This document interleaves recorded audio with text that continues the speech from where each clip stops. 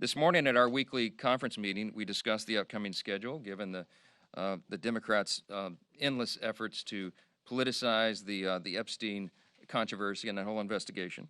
I want to be clear about this.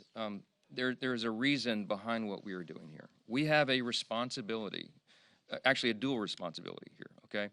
I've been on record very clearly that I believe in maximum transparency. I think every single House Republican will say the same thing. In fact, they've told me that publicly and privately.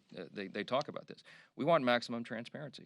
We also understand the other part of that duty is that we have to protect innocent victims, okay? We have to do both things at the same time. What do we mean by that? Look, involved in the Epstein evil, okay, which is what it was. Let's call it what it was. There are innocent victims of those unspeakable sex crimes, okay? Some of them were minors, some of them were not. When the Epstein records are turned over to the public, which we must do as quickly as possible, we have to also be very judicious and careful about protecting the innocent.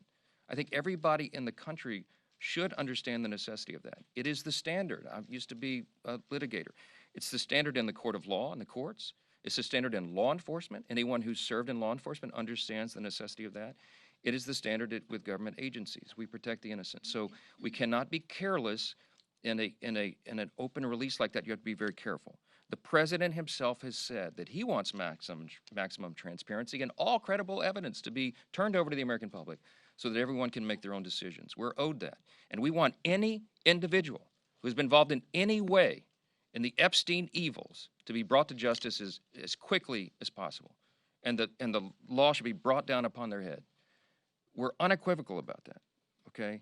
We have to make sure that the credible evidence is revealed, and we're doing that. The president has made a request to the courts in the grand jury testimony and the files there, for example.